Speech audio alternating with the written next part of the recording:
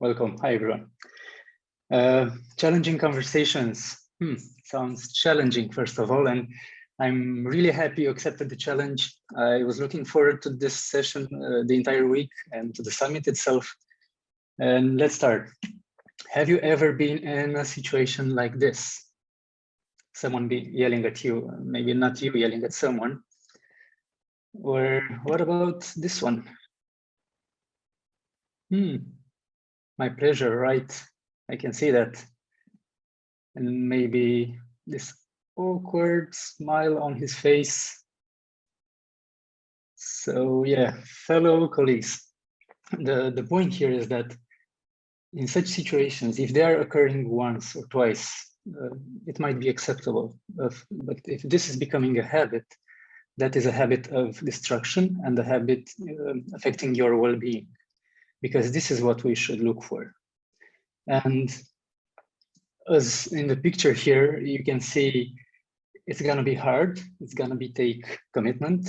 It will take practice, and it will take a lot of your time. But you can do that. And I'm here today to share with you some tools, tips, and tricks to better manage the challenging conversations you're going to have in the future. But first, before jumping into action, let me tell you some things about myself. And if you follow the pointer, you can see, yeah, I'm passionate about neuroscience, about cultural anthropology, about psychology as well. Why these three areas? Because I wanted to understand how our brain works, why we take some decisions in specific situations, and what is leading us to those decisions. Then, to give you some more information about me, I also like sports, team sports, handball, football, you name it. Although lately I had to practice that by myself, unfortunately. And here at Netcentric, I'm a project manager and a scrum master. And luckily, thanks to my team, I was not the guy on the right this week when we had the sprint release. Let's move forward now that you know who I am. Challenging conversations. We have here 8 scenarios. You might have been through some of them. If you haven't, I'm extremely happy for you, but it doesn't mean in the future you are not going to encounter yourself in such situations. I'll give you just a few seconds so you can briefly go through some of them.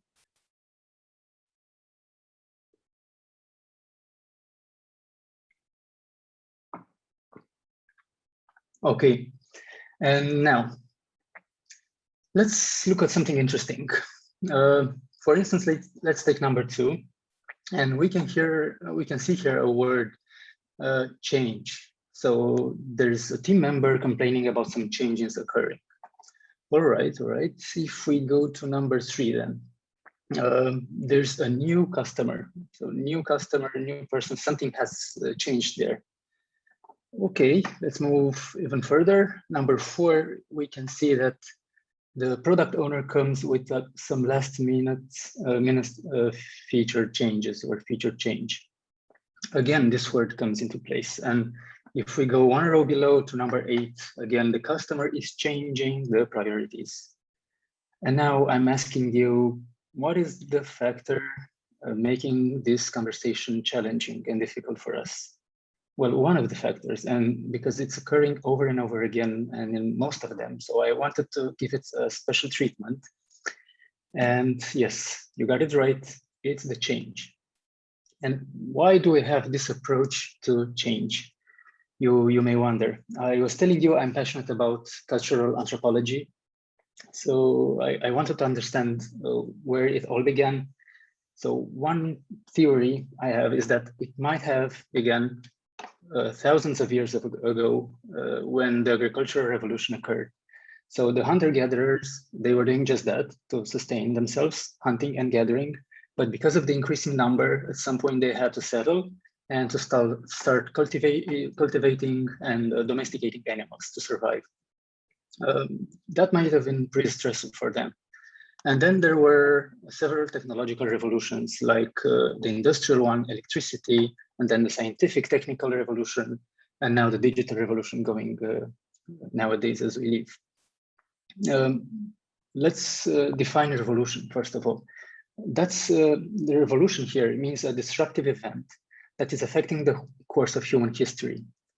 So it's something else happening. It's an external factor. And imagine even in the case of, for instance, Industrial Revolution and the steam engine invention, there was one person or a bunch of scientists inventing it, and maybe another handful of people taking that idea and implementing it in the industries of those times.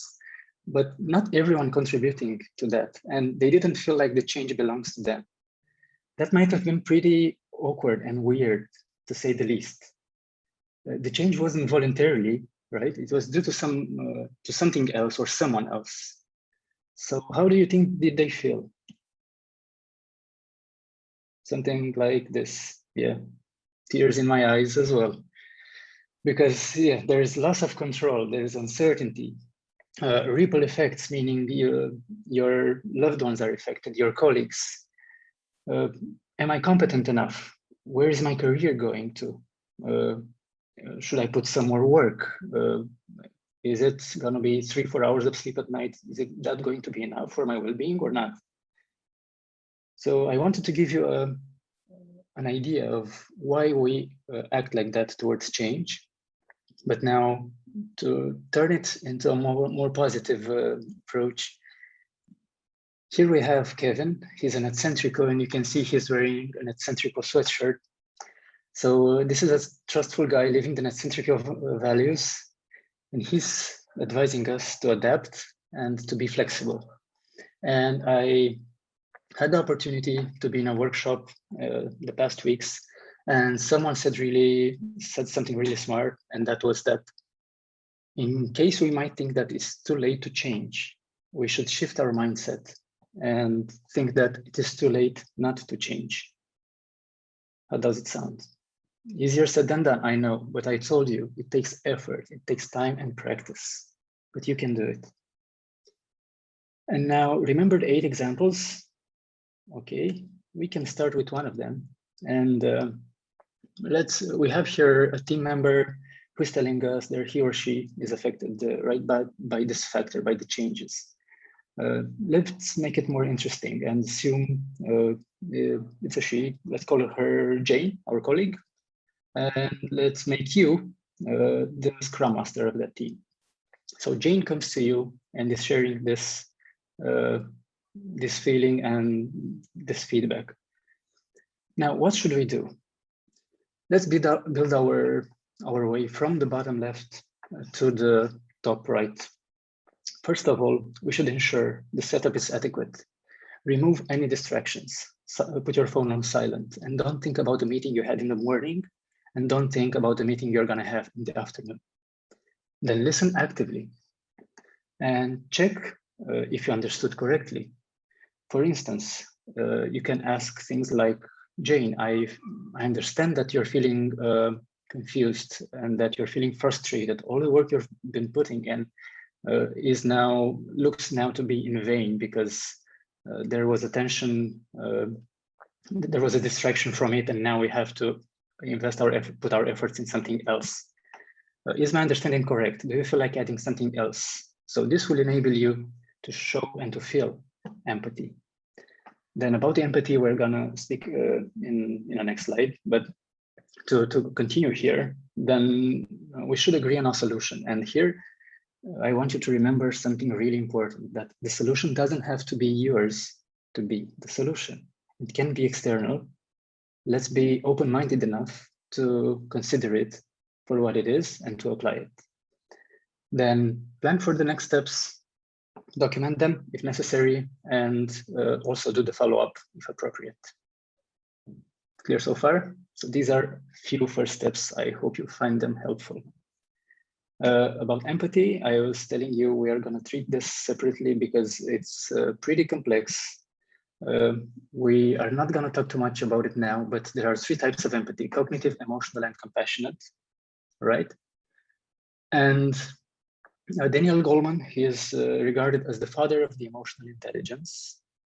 And what we should take from this is that from what he's saying and from these 3 descriptions, we should work our way so that we achieve all of them at once when we are in an empathic state. Remember that I told you it takes effort? Trust me, it does. Good. Then example 2, we're gonna get even deeper with this one. So we have the customer.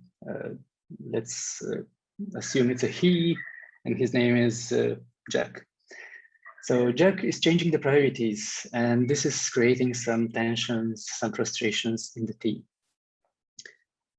And again, let's assume you are the project manager or the scrum master or someone in the team who can directly interact with Jack without any problem. What do you think here? Maybe it's time Jack receives feedback. Exactly. And how is that making you feel? Happy or not that much? It depends, of course. Do you have already a strong bond with Jack, or aren't you there yet?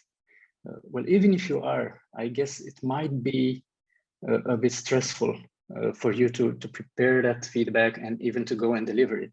And why is that? I told you I'm also passionate about neuroscience, and here is where neuroscience comes into play. So follow me on this one. Receiving a constructive feedback activates the same area of your brain as physical pain. How does it sound?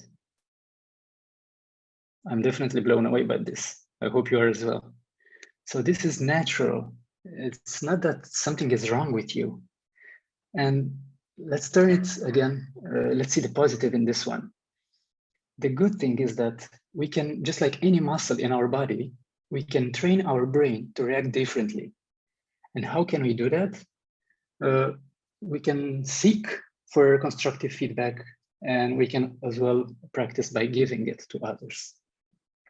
And now here are 6 steps that we can go through when giving a feedback. And yeah, I like to follow this approach. First of all, make sure you talk face to face. It's harder now because we are not in the same room anymore, but at least we can turn on our cameras when we are having a meeting with that person. Then prime the feedback. For instance, it would sound like this.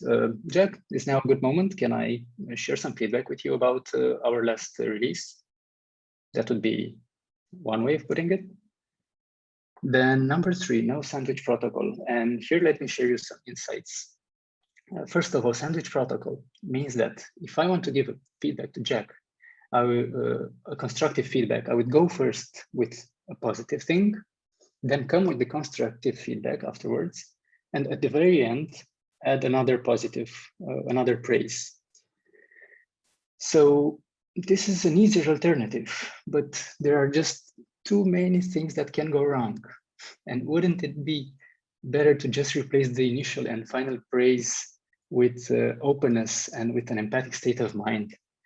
Why this? Because first of all, Jack is not a kid anymore. Most probably he knows about the sandwich protocol, and he might think, okay, this guy has some hidden intentions.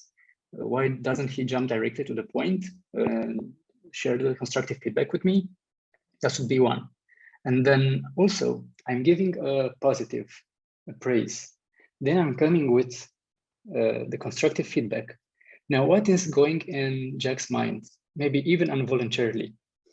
What is going is that he will wait instinctively for the final, for the third piece of information, which will be the praise, because this is making him feeling good. So it takes the attention away from what I initially wanted to transmit.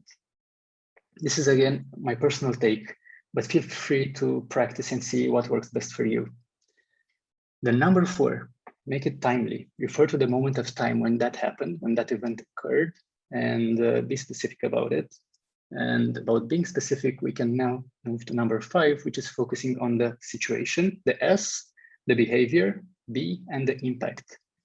So in which situation were you in, the type of behavior that you've observed, and the impact it had on you, on the team, on the project as well. And let's make it even more challenging. So you're giving the constructive feedback to Jack. And remember the person in one of the first slides, the guy yelling?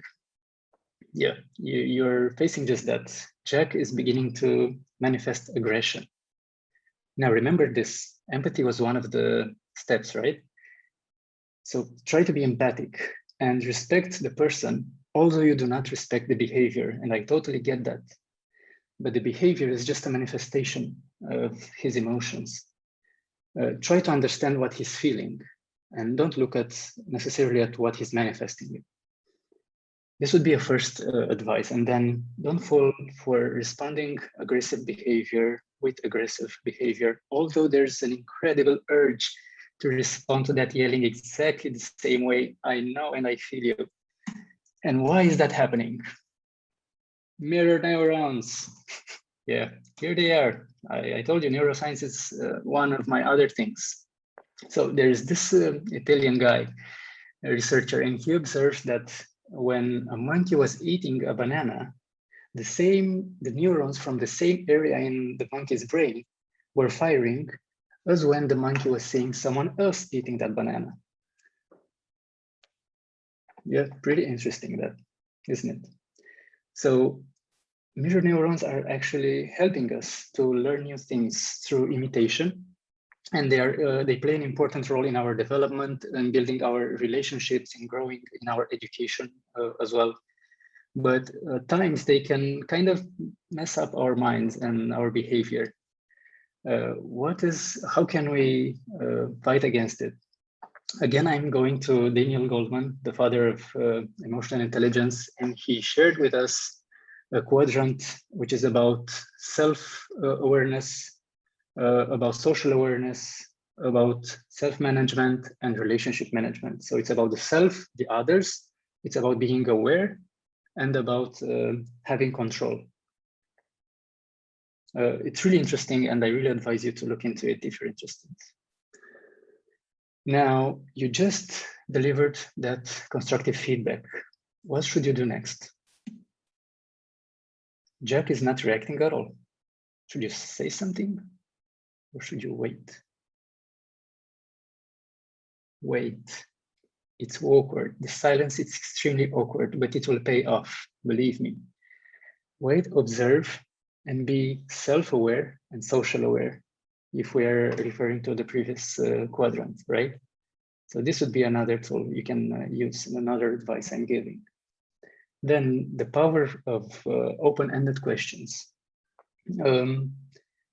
The power indeed, because they are really powerful. And the point is that they cannot be answered with a static response, like yes, and that's it, or no, end of discussion.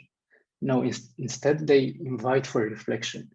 And the huge advantage is that the other person may come with an answer or with a solution himself or herself.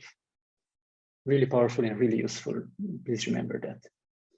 And now, another tool is nonviolent communication. This is actually a book by Marshall Rosenberg, and he's giving us 3 sets of questions, one more powerful than the other. You'll see why. First one, what do we have here? What do you see? We can ask the customer, we can ask Jack. He will have to give us some facts, and facts are always extremely helpful to find the issue and to solve it, to find the solution as well. Then what do you feel, Jack, about it? And of course, you understand the feelings, you show empathy, but don't be shy in expressing your feelings as well. Why? It's very interesting because people cannot get mad or upset at what you are feeling. They can get that, they can be mad at something of the interpretation of what you are feeling, but not on the feelings themselves. And this is extremely powerful. And then in the end, what do you expect me to do so that I satisfy your needs? Now, Jack can come with the answer straight away, and that's extremely efficient, or they can be hesitant and they can tell you that they are not sure about that. And then you can say, well, Jack, if you are not sure what you need, imagine how hard it is for me to understand what your needs are. I know, insightful, isn't it? So, fellow colleagues, we reached the end of the presentation. I I told you why change is so complex, although we are so exposed to it when we are kids. But then as we grow up, maybe somewhere in our DNA, in our genes, because of our past experiences, it is there written that change is bad, change is danger. But we can turn that around. We just need to ask for help. The how, the why, and the what, right? For change. And then example 1 of the 7 steps, remember them when we built our way from the bottom left to the top right. And example 2 with the customer, with the feedback, the mirror neurons, the pause in speech, the open questions, and the nonviolent communication. Now, as a final advice from myself, here I am with my PSL, People Success Lead, Agnieszka. The point here is that I advise you to seek for people that empower you, people who motivate you, who give you constructive feedback, objective feedback, because that will help you grow and spread your wings like I'm doing here on the Titanic. So do just that, and I hope you'll be fine, well, and you'll be finding an ally of the next at the end of your next challenging conversations. Thank you very much. And if you could do something for me here in the end, share maybe 1 or 2 words in the chat box that you take away from this presentation, that would be huge, and I would highly appreciate it. Thank you very much. And let me see if you have any questions. I cannot see any.